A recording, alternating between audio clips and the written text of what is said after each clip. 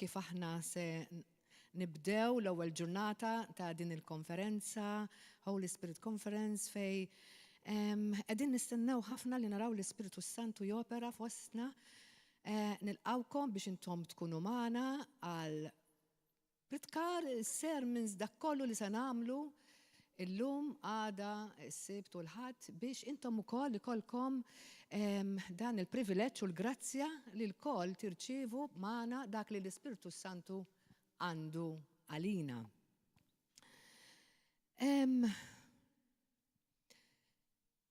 Naħseb li il-koll kemm aħna li qegħdin hawn. Translation all right, it's going on. Mela, il-koll kemm aħna qegħdin hawnhekk qegħdin nistennew. Għaliex? Għax aħna niġu hawn għax nafu li Alla tagħna dejjem għandu dik xi ħaġa li rrid iġibna aware tagħha li għandna bżonn nirċievu. Il-koll kemm aħna jaf x'għandna bżonn biex niġu f'dak il-pjan li hu għandu għalina.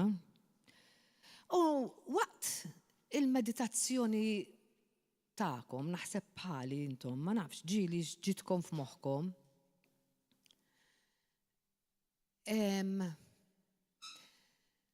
Qed nagħti ċans biex ikunu jistgħu jilbsu il-headphones ħalli translation, okay? So, mela, kont qed ngħid li ma nafx ġieli xiġrilkom bħali, waqt il-meditazzjoni, waqt li nkunu qegħdin nitkellmu mal-mulej, għadd għaddilkom minn raskom, imma għal xiex din il-qawwa li qed nitkellmu fuqha tal-Ispiritu Santu, jiena ċerta li ħajkonna ħafna fuq din il-qawwa li l-mulej oġbu jitfa' fina tal-Ispiritu Santu. Għaliex il-mulej tant ħassa daqshekk importanti li imur f'estrem. Li saħansitra jibgħat lill-ibnu imut għalina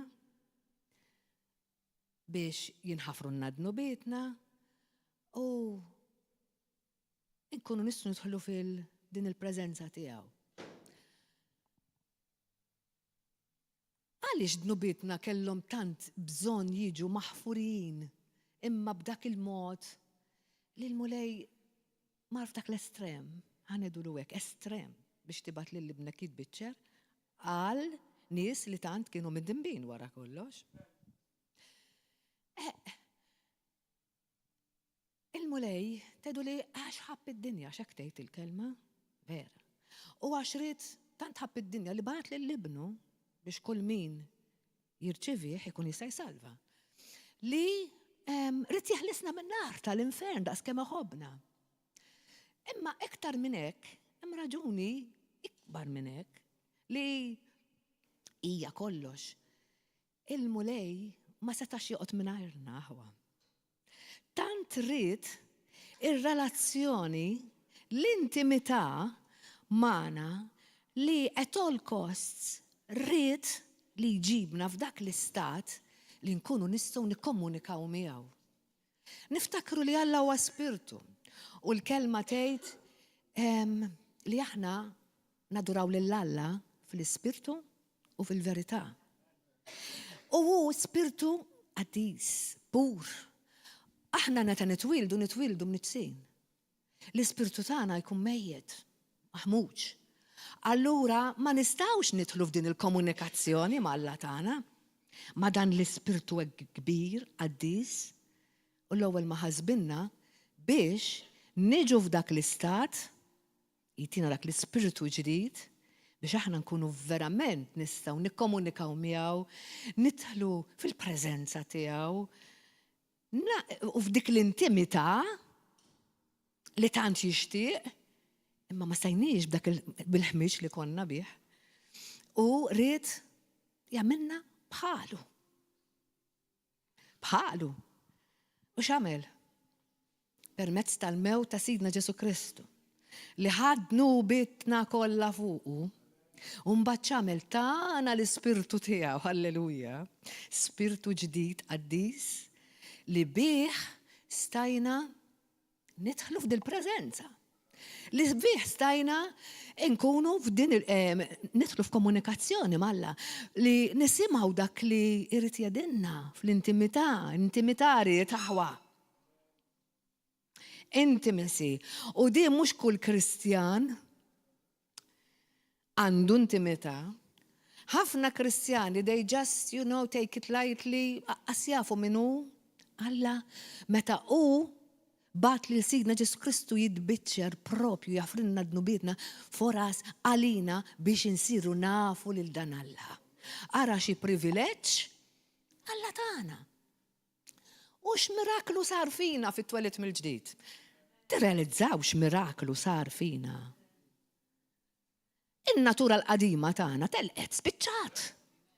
Illum għandna n-natura tal-Alla. Imma xi kultant ma tirreġistrax di. Għax kieku ma nibqgħux naġixxu fin-natura l-qadima. Let's be honest. Kemm il-darba naqgħu fiha in-natura l-qadima. Għaliex naqgħu fiha amma di? Għandkom di domanda. Għax dik bet insaqsi. Ma mulej, għamilt tant għalina int. Saħan sitra bat li l-libnek jitbiċċer għalina. Imma qed nirrealizzaw li tant kienet l-imħabba u il-yearning, il-ħerqa li kellu Alla biex aħna nistgħu nikkomunikaw miegħu. Li saħan sitra bat li l-libnu jitbiċċer. Imma sadattant we take it for granted. U li ħassejt l-ispirtu tiegħi naħduha for granted ta' filala. Għax il-kelma tal-Alla aħna ma neħduhiex bis-serjetà. Ħamma niġborġ l-inna, għax nemmen li la edinaw ma naqux taħdin il-kategorija. Aħna nieħdu l-kelma tal-Alla bis-serjetà. Imma, ejja nieħdu kultant naqgħu fil-ġisem u fil-karnalità. Ħanaraw għaliex, il-kelma tal-Alla hija żerrija. It is a seed. Hija żerrija li tagħti ħafna u ħafna frott, ma tfalli qatt, u qalbna hija dik il-ħamrija. Hija l-ħamrija fej din iż-żerrija ħataqa'. Issa jiddependi mill-ħamrija tagħna. Kif ħatilqa' din iż-żerrija? U żerrija jekk issib ħamrija tajba, da bħal bidwi. Sewwa meta jiżra xi ħaġa, jiżra t-tuffieħ, jiżra l-arinċ, jiżra l-banana, jiżra whatever, jaf xi frotta se jieħu għax jaf żera. Sewwa u jkun qalleb u fertilizza l-ħamrija għalfej biex ikollu dak il-frott li hu jixtieq u dak li jrid. Imma ma jmux joqgħod iqalliba.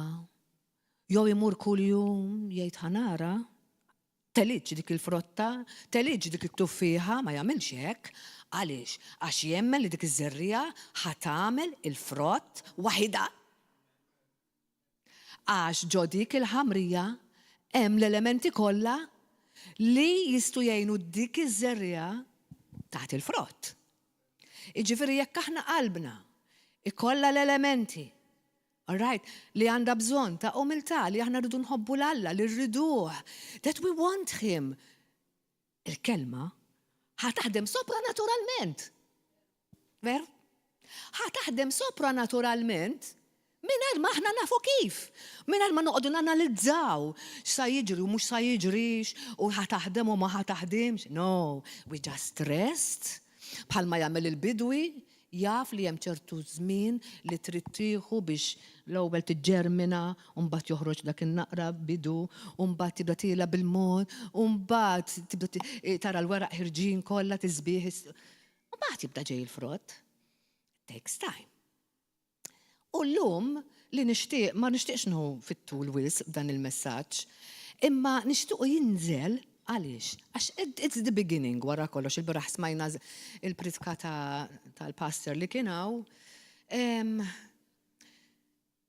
U li ħadna minna li l-bniedem irrid imut biex jara l-qawwa tal-Ispirtu Sant. Ġifieri, He has to die daily, all right, jiġi fix-xej, għaliex biex Alla jkun jista' jaħdem. Maħniex sanduqu il-grazzja talla, mu sa nkunu qatt nafu x'inhi l-grazzja talla jekk l-ewwel ma nwarbux aħna minn nofs. Hemm qiegħda l-grazzja, all right, għal kulħadd. He has given us His grace, by His grace li qegħdinna. Imma jekk ħanibqu noperaw in our own thing, il-grazzja qatt maħna ħanesperjementawa, għax sa nibqu dejjem aħna. Imma għaliex naqu? Ħan ixtarru il-kelma li għandna llum li għandi f'dan il-messaġġ u blajnuna Alla inħalluha kif qed ngħid, tinżel u naraw x'xajjadinna l-mulej and nħalluha tiġġermina fil-qalb tagħna, ma mhux minn hawn tidħolhom mill-oħra toħroġ, naraw sa nieħdu minnha.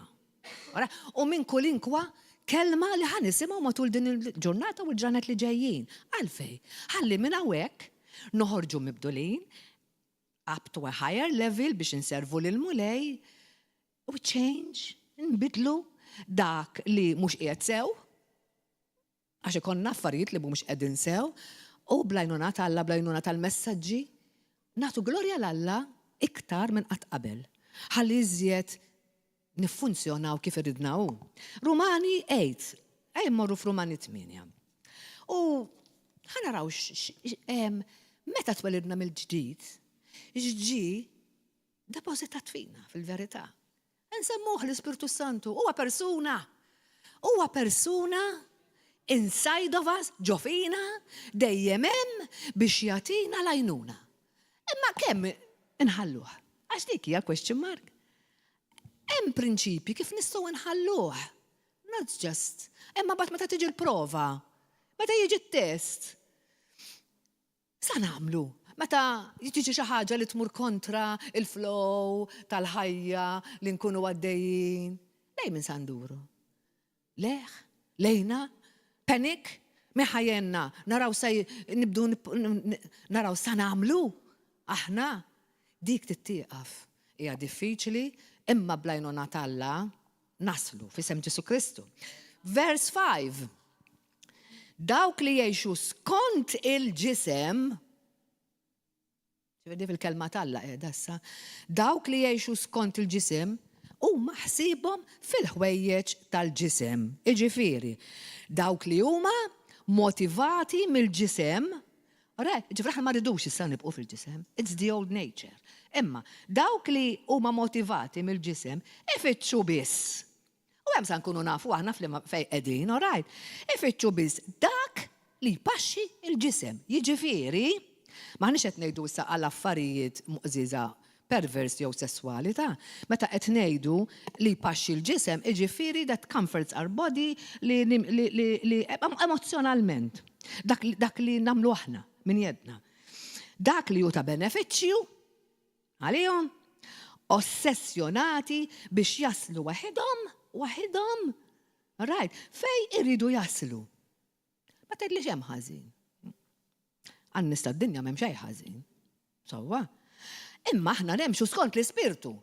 Għax il-mulej għalhekk tagħna dan l-ispirtu. Meġas qiegħed għan-numru hemm. Dawk li jgħixu skont l-ispirtu issa, dak li għandna l-ispirtu Alla, ħsiebhom ovvjament fil-ħwejjeġ tal-ispirtu. Jiġifieri, dawk li verament jafdaw, dawn huma daw in-nies li jimxu fl-ispirtu, dawk li verament jafdaw fit-treġija ta' Alla. Fit-treġija ta' Alla. Fihom huma dawk li moħħhom biss ifittxu dak li joġob u jpaxxi lil Alla. Jiġifieri mhux ftit noġob u nara x'joġob lil Alla u ftit x'joġob lili. Għax ħafna drabi nippruvaw nibbilanċjaw. Imma l-Alla dik ma tgħodx. Ma tistax tgħid u wara għandi 50% mill-kelma u 50% ovvjament jiena fil-ġisem għadni le. Ma tistax ta' jekk inti tara l-qawwa tal-Alla taħdem. U għalhekk qegħdin aħna għaliex irridu l-Ispirtu Santu jaħdem. It's not by might, it's not by power, but it's only by the Holy Spirit. Hekk semmejtu dan il-messaġġ. La bil-ħila, la bil-qawwa, imma b'dak li jrid jagħmel l-Ispirtu Santu. Mela, Ix-xewqa tal-ġisem, għaliex issa m'għandniex nagħmlu hekk. Il-xewqa tal-ġisem iwasslu għal-mewt. Hekk qed tgħidilna l-kelma hawn. Xi ġifieri? Ir-raġuni u l-loġika mingħajr l-Ispirtu Santu iwasslu għal fallimenti. Għal dik ir-raġuni. Ġifieri konsegwenza ta' dnub li Alla qed jiġi injorat.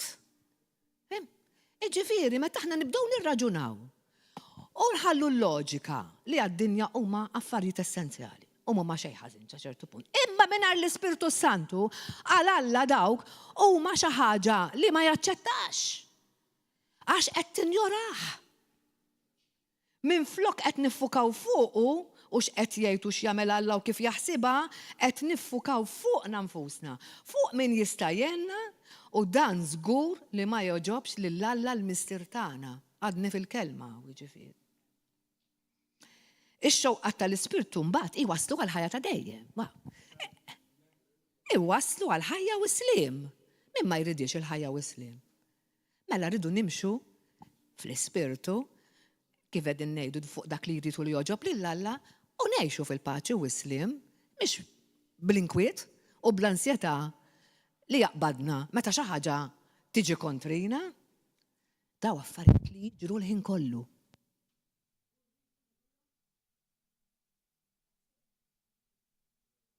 Okay.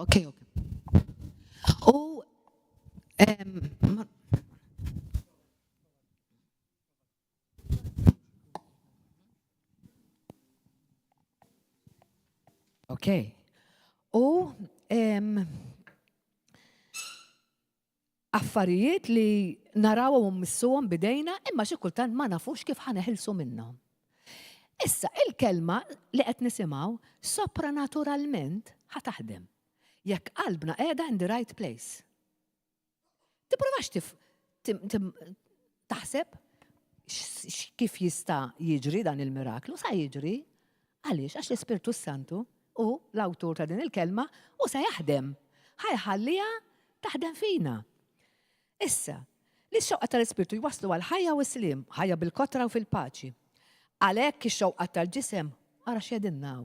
Ġifieri dak li għedna, ir-raġuni, il-loġika mingħajru li aħna ninjorawh, ninsewh, impoġġu hemm. Dawn l-affarijiet huma l-edewwa tal-Alla. Min irid ikun għadu tal-Alla? Taf li nkunu edewwa tal-Alla, għalhekk jien illum ħassejt fl-Ispirtu tiegħi. Listen, dir dak twassal. Ħuduha bis-serjetà. Ġifieri it's not an option. Meta aħna nwarbu l-Alla b'dan il-mod, għal-vola nidu kemm inħobbuh il-Ġesu, alright, u nagħmlu nolow fil-worship u jien naf nipprovaw nagħmlu minn kollox biex nidru spiritwali. Imma jekk niġu f'dal-istat li l-Alla qed inwarbuh mhux għax irridu per se niġħduh, imma bl-attitudni tagħna bla qegħdin nagħmlu, hekk qed nagħmlu. Qed nuru li aħna għadu ta' Alla. Ma joqodux għal-liġi tal-Alla u lanqas jistgħu joqogħdu. Għaliex? Għaliex? Mhux għax ma jridux, għax kompletament assorbiti bihom infushom. Mamma mija, naqgħu fiha di. Ġiljan kien nkunu qegħdin inservu fil-Knisja ta' u nkunu tant assorbiti bina nfusna u bleqet nagħmlu li ninsew l-intimità mal-mulej, ninsew niġu għat-talb. Kif nistgħu? Imma xi darba, xi qatt tgħaddi mill-kurutur ta' moħħna. U di verament jiddispjaċini narajn.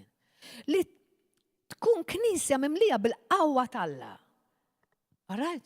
U it-talb niġu naqgħu nqumu milli niġu nitolbu. Tagħmel sens di. Meta t-talb huwa l-komunikazzjoni mal-Alla. Fej tista' tmur iktar minn hemm. Ġesud biċċer biex aħna nkunu nistgħu ikonna dil-komunikazzjoni mal-Alla. Ejja verament neħduha bis-serjetà di l-affari. L-Ispirtu Santu din hija l-ħidma li jrid jagħmel fina. Li niġu aware ta' x'qegħdin nagħmlu. Ejja ma nibqux iktar fake. Hekk jarana l-mulej, fake Christianity. Meta għal-Alla l-iktar ħaġa importanti kienet intimacy, li bat li l-ibnu jitbiċċer biex fetħinna l-bib, biex kisser d-dnob għax aħna ma konniex kapaċi nsalvaw l-nanfuzna u nidħlu qoddimu b'xi mod, imma ra kif għamel u fetaħ bib, mar ibnu jitbiċċer u batinna dal-Ispirtu Qaddis li qiegħed hemm biex jekwipjana u rajt jarmana, jnaddafna, itina dak kollu li għandna bżonn biex inkunu f'komunikazzjoni mal-Alla l-Missier u nkunu daw in-nies mixjin fl-Ispirtu. Li verament u liet li verament edinna kien komplu naqraw nistgħu nsejħulu Abba, Papa. Dak ix-xogħol tal-Ispirtu Santu. Jekk issa issa intom vers 9, m'intomx taħt il-ħakma tal-ġisem, m'intomx taħt din il-ħakma għaliex issa għandna l-Ispirtu Talla. Imma you can permit it, tista' tippermettih hekk trid. Maħniex maħkumin, ma tista' taqa' fija hekk trid. Għaliex? Għax ma tħallix l-Ispirtu jaħdem. Imma tal-Ispirtu la darba hemm l-Ispirtu Talla jammar fik li jidderiġik u jikkontrollak, jekk xi ħadd m'għandux fih l-Ispirtu ta' Kristu, taf xi ġifieri? Dan mhuwiex ta' Kristu. U aħna li aħna mwildin mill-ġdid li għandna l-Ispirtu Talla fina, imma ma naġixxux fl-Ispirtu qed naġixxu bħal dawk li m'għandhomx il-Kristu fihom u maħniex qed inkunu verament ta' xieda. Li kieku verament il-Kristjani kollha jkunu ta' xieda għal dak li għandhom fihom, kieku il-pajjiż, anzi d-dinja maqluba ta' taħt fuq. Bħalma kienu għamlu l-Apostli. Right, kemm kienu? U marru qalbu d-dinja ta' taħt fuq. Sal-lum 2000 sena u fuq. Għadna qegħdin nisimgħu dik il-kelma, naġixxu f'dik il-kelma għandna l-arfin permezz tagħhom. Ara x'effett tagħmlu. Ma kemm nistgħu ngħidu għalina ja ħasra li qed naraw id-dinja f'din il-pożizzjoni mimlija desperazzjoni, mimlija dnubiet, mimlija li kif inhi mart, desperation. Ejja nqomu minn hemm għax aħna r-risposta aħwa. Aħna r-risposta għal dan kollu. Ejja nurruħu il-Ġesu li ma ħax dik il-mewta ġast għal xejn. Ġast biex imorru l-ġenna. All right, imorru l-ġenna, jekk aħna nibqgħu għax wara kollox mhux se nsalvaw b'hekk, imma se nsalvaw għax aċċettajna x-xogħol ta' Ġesu. All right, bil-grazzja rċivejna dak li għamel. It's all about him. Imma x-xogħol irid isir biex inkabru salt nagħtu. Hekk ma jsirx minna mimri għalhekk ħallinaw. Għax iku konna immutu morru mal-ewwel il-ġenna joħodna miegħu. Imma x-xogħol li ħalla jrid isir. U mhux se jsir kemm nafu, ħajsir għax inħallu l-qawwa tal-Ispiritu Santu li tefa' fuqna meta aħna ġejna u ġiet fina u fuqna meta twellidna mill-ġdid u meta ħadna l-mamudija tal-Ispiritu Santu armana biex immorru nxandru dan il-Vanġelu glorjus. Halleluja, ħwa. Jekk l-Ispiritu ta' dak li qajjem il-Ġesu mill-mewt jammar fikom, mela Alla stess li qajjem lil Kristu mill-mewt, qajjem għal ħajja wkoll dan il-ġisem, all right, għax nelbu l-karnalità bis-saħħa permezz tal-Ispiritu tiegħu li tammar fina. L-istess mod kif Alla tal-ħajja l-ġdida lil Ġesu, hekk qajjem lilna mill-mewt u konna fija għal ħajja ta' dejjem. Għaliex? Għax hemm l-Ispirtu tiegħu fina li ma jmut qatt. Għandna l-ħajja ta' dejjem. Min hawn issa kif twilidna mill-ġdid, mhux meta mmorru l-ġenna. Min hawn nistgħu nesperjenzaw dak li Alla ħejja lina. Dak li hemm miktub. X'hemm eżatt? X'ħejja lina? Din il-qawwa mxen, din il-qawwa. Din il-qawwa, all right, li qiegħda fina x'qiegħda tagħmel hemm? Għalina x'qiegħda tagħmel hemm? Qiegħda hemm imxenqa biex tirrevelanna sigriti bħalma dat il-kelma talla. Sigriti u misteri li huma talla. Sigriti li l-Ispirtu Santu biss jista' jirrivelanna. U jekk aħna ma nużawx u ma nagħtux każ lill-Ispirtu Santu daw is-sigriti u l-misteri ħajibqu mistura. Imma jekk aħna bħal maqrajna f'talb illum. But we call, Jeremiah, right, 33. Call unto me, sejjaħli. Ħalli norik misteri u affarijiet li int għadek mesperjenzajtum. Ta' ċedinna u. Għalinna u. Ġifiri, issa. Jekk aħna, we are not aware of this, jekk aħna maħnix qed naknoliġġaw dan kollu, ħanibqu, jekk inkunu għaddejjin f'xi erq. Jekk min jista' jassigurana li maħnix f'perikli, li maħnix f'erq, min jista' jissigurana, min jista' jirrivelahomna dawn. Konna xi dubi, min se jħarsin mhux l-Ispirtu Santu li qiegħed fina, li Alla poġġa din il-qawwa, li jiddiriġina u jigwidana u jirreġina għall-kelma talla. U l-kelma talla rridu nħalluha taħdem sopranaturalment. Mingħajr ma nagħmlu xejn aħna. We just believe. Jaħseb tant tagħmililna faċli l-mulej li tiġi ibsa għandikun. Għax u għalinna, just believe u tagħmel xejn. Imma xi kultant dik ibsa wisq mid-dera. It's not by might, it's not by power, but it's only by you, Holy Spirit.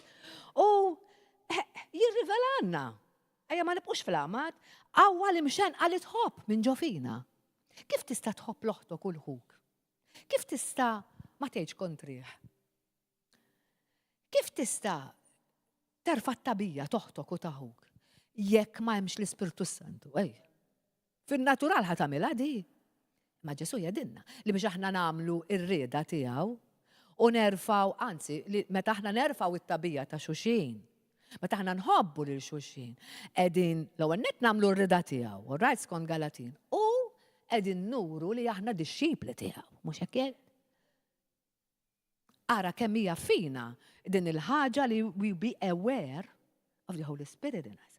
Għax kollox permezz tiegħu se jsir. Għawwa li mxenqa taħdem minn ġofina jekk nitalmu nirrilisjawa. U kif ħan nirrilisjawa? Jekk aħna ma niġux għat-talb. Jekk aħna ma nitolbux. Jekk aħna ma nfaħħruħx. Ma niddikjarawx u ma niġux f'agreement ma kliemu. Kif ħan nirrilisjawa din il-ħajja? Din il-qawwa li hemm ġofina. Qegħdin tindunaw li vera Ġesu għamel kollox għas-salvazzjoni u għal-fidwa tagħna, hemm affarijiet li jridu nagħmlu u nirċievu aħna by faith and do them. Ora, bil-fidi rridu nagħmlu dan kollu we come in agreement minn dak kollu li għamelu. It's already done, kollox it's already done. Thank God. Thank you Jesus, it's already done. Imma we have to receive, we have to take, rridu nieħdu u naqblu miegħu. Għax bekk li ħanaraw il-qawwa li aħna ħanaqblu miegħu. ħanedilkom, ħammur fl-skrittura oħra u nagħlqu għax nagħlaq daqra worship. Għaliex nemmen li aħna nħobbu nkantawlu l-mulej, vera? U jekk ma nespremuħx fil-kliem, nespremuħ bil-kant, ġifier waqt il-tifħir, u nemmen li hemm bżonn li nibdew il-ġurnata bekk, ġifieri ħana tispazju ftit fl-aħħar għalhekk. Imma ħaġa oħra qabel nagħlaq hija noqgħdu attenti mill-frustrazzjoni jaħwa. Il-frustrazzjoni li tiġi, noqgħdu attenti minna li tkun fuqna u li permezz tagħna nġibuha fuq ħadd ieħor. Ejjew noqogħdu attenti għax il-frustrazzjoni taf x'inhi twassalna biex dal-affarijiet li qed ngħidu ma nagħmluhomx. Għaliex fejn tkun taf li inti frustrat, pereżempju. Meta tilħaq xi goal u ma tistax.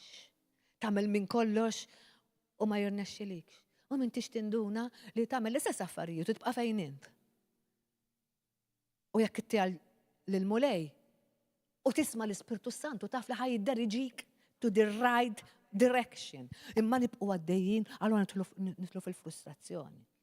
Alright, ġifiri jista' jkun li jinnaf tipprova titla fit-tempra l-ħin kollu.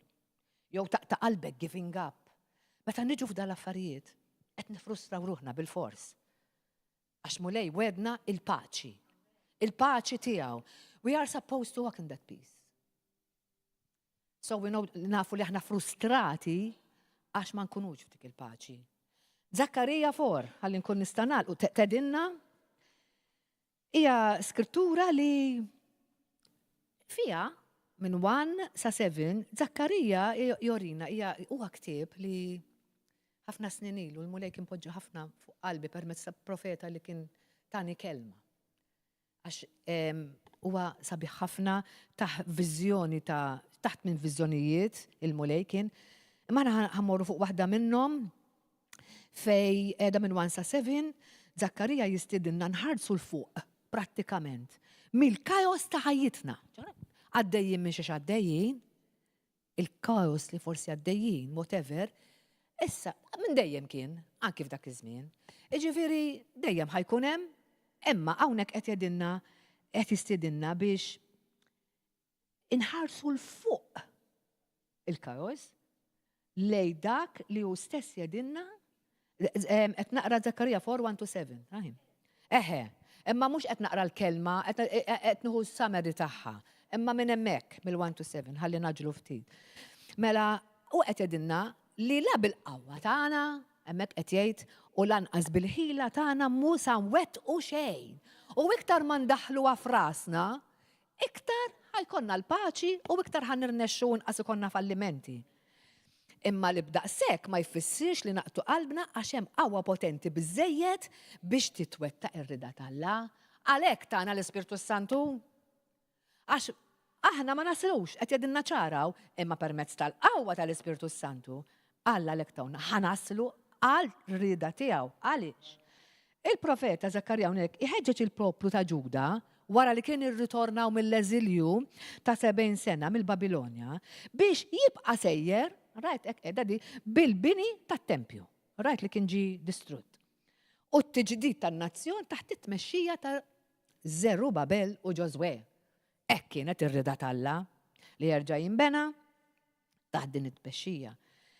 Issa, is-sens ta' ġenerali ta' din il-viżjoni li Alla tal il-Zakkarija, right, li se jagħmel dan kollu permezz ta' daw it-tnej, li Alla kien li joffri lil dan Zerubabel li ħajaħdem bih biex jinbena t-tempju, discendent ta' David dan, right?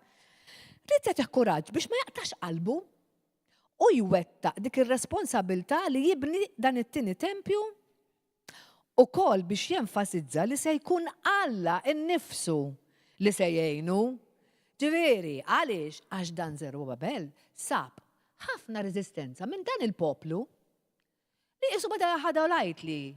Jew ma badix jemmen li hemm bżonn li jerġa' jinbenu dan it-tempju u kellu ħafna reżistenza mill-poplu u kważi ċadilhom. Ċadilhom għax waqaf. Għamel pawża u ma badix jitelli dat-tempju. Imma il-mulej taħdin il-kelma mbagħad biex u ma jaqax f'din il-nazba għaliex għax kien il-mażul tal-Alla biex jagħmel dal-affarijiet. Ara kemm aħna ġieli naqgħu f'dal-affarijiet. Inkunu msejħin għal xi ħaġa, imma niġu distratti b'dak li jgħid xi ħaġa, xi ħadd nifqu nagħmlu dak li Alla qed jorina li għandna nagħmlu jew dak li sejħinna lih. All right. Għax forsi maħniex noġbu l xi ħadd. Umbagħad Alla qed jgħidilna isma' inti m'intix ħadd tagħmilha bil-qawwa tiegħek. Jox jaħseb dak u bil-ħila ta' dak. Imma ħadd tagħmilha bil-qawwa tiegħi. U hekk qallu hawnhekk li inti se twettaq dan kollu la bil-qawwa u lanqas bil-ħila tiegħek imma permezz tal-qawwa tal-Ispirtu Santu li x-xogħol se jirnexxi. Dan huwa l-pattern li ħanimxu bih f'din il-konferenza biex naslu għaliha. Lill-Alla xejn mu se jżommu, aħwa. Xejn mu se jwaffqu milli jispiċċa dak li beda fina. U hekk beda jgħidu lil Zerubabel, tant li nsibu f'Ħagaj issa 2:23 li dan Zerubabel, gvernatur ta' Ġuda, kien mażul mill-Alla nnifsu, qallu namlek bħal siġil. Ħagaj 2:23. Għax lilek għażilt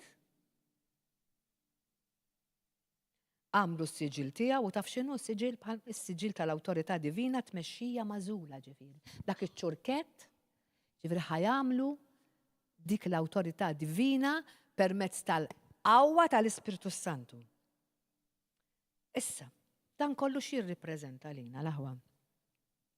Li aħna wkoll għandna das-siġil tal-Ispirtu Santu, l-identità tagħna fi Kristu. U din irridu nġibu glorja lil Alla, all right? Għaliex, għax we have to do it His way, not our way. His way. U jekk kif issa nitlob lil-ħija dal-waqt biex biex nidħlu f'din il-worship li ħanamlu verament. Li jisima l-istess ħaġa, not by might, not by power, but it's only by the Holy Spirit. U għajja naduwa verament minn qalbna, ejja u namluwa verament minn qalbna. Nkantawa bil-qalbna. We speak to God ek, permessa din il-kanzunetta. Fija xie 10 minuti, ġifiri nistu nidħlu fija verament. Let's worship Him. Imma ejja ma nkunux qegħdin nitkellmu just for the sake għax qed inkantaw. Let's mean it.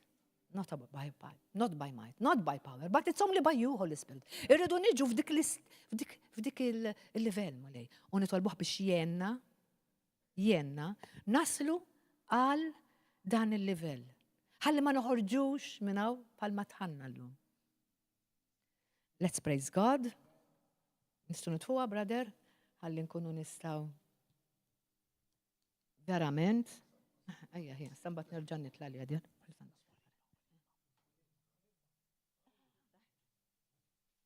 Mela, nipreparaw l-nanfusna ħalli verament dak li smajna blajnuna tal-Ispiritu Santu nkunu nistaw verament natwaw.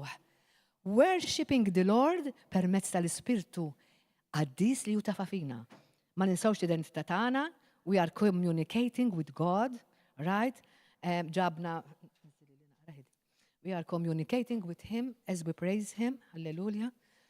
Nirringrazzjawk mulej għal dak li se tagħmel Mister Qaddis. Tal-li inti tkompli timlina permess tal-Ispiritu tiegħek mulej. Tkompli tagħmel dak li inti tagħmel mulej, mhux iktar kif naħsbu aħna mulej. Please, we want to come to that level, Lord. Help us, Holy Spirit. Hallelujah in Jesus' mighty name. Hallelujah. We praise you, Lord. We lift up your mighty name, Lord.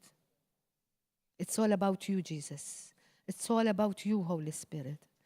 Kira badu samandara labrak rabadan. Enna mulej, biex dak li int qed waslinna tul din il-konferenza mulej Qaddis ma tkunx just another conference. Imma verament il-kelma tiegħek mulej iż-żerrija mulej li aħna nħallu fil-ħamrija li hija qalbna mulej. Għamel il-frott Spiritu Santu. F'kull wieħed u waħda minna mulej. U ta' dawn irċivi l-glorja inti mulej. Irċivi dan il-worship mulej. Irċivi mulej Qaddis. U grazzi. Grazzi li inti timmanifesta fostna mulej Qaddis. Grazzi tal-qawwa tiegħek li tinżel fuqna mulej. As we seek you, Lord. Inti għattinna kien fiċċuk insibuk mulej Qaddis. And we're calling upon you right now, Lord. Through this worship. In Jesus' name. Amen.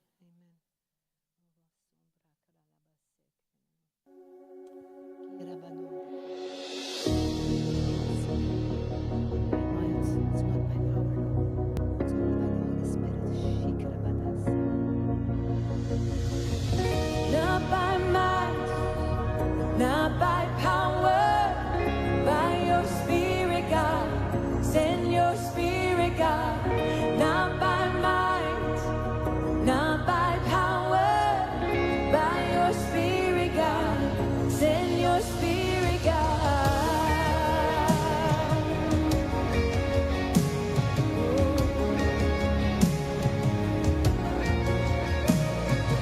You are the fire, we are the temple.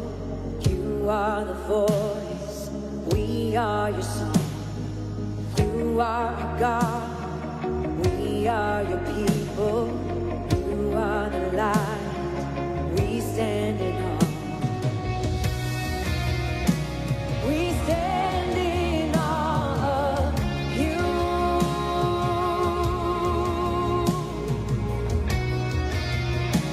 We stand in awe of you. Not by might, not by power,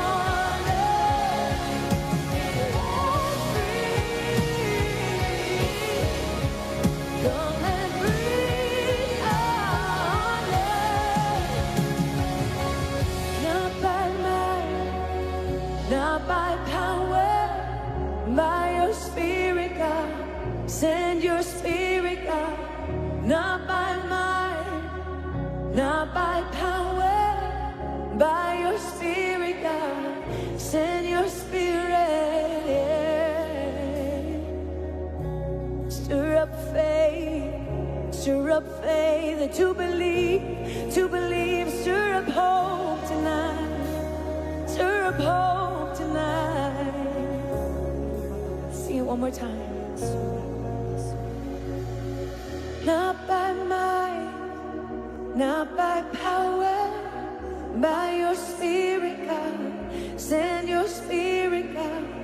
Not by might, not by power, by your Spirit, God. Send your Spirit, God.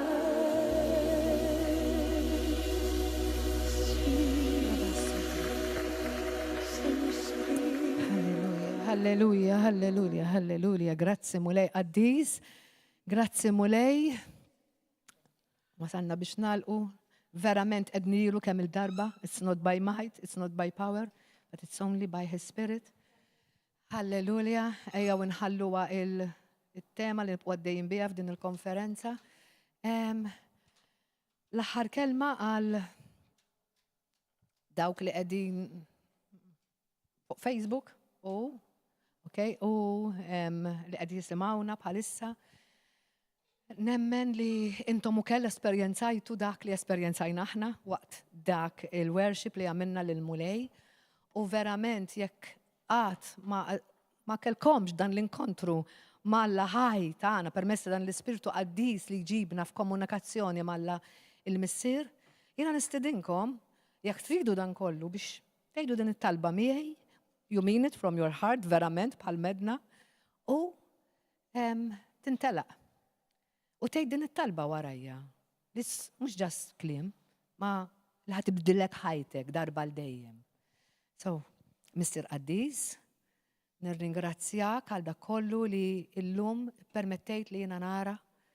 Nirringrazzjak li ftaħt li għajnejja mulej, qed nirrealizza li jiena midneb u rrid mulej Qaddis li inti taħfir li d-nubiti kollha u naf mulej li permezz ta' sidna Ġesu, ta' Ġesu li għadni kemm smajt fuqu. Ġesu biss jista' jaħfir li d-nubit tiegħi. Għalhekk nitolbok mulej Ġesu biex taħsinni permezz tad-demm li nċerrit għalija mulej. Biex taħsinni u tagħmilni abjad daqs is-silġ biex jiena nkun nista' nitwielet fik u f'din il-familja tal-Missier. Irridek Ġesu, u rrid dan l-Ispirtu li jiena smajt fuq u llum jidħol fija permezz ta' din il-mamudija, permezz ta' dan il-ħajja ġdida li jiena qed nitolbok li t-tieni. Aħfirli Ġesu.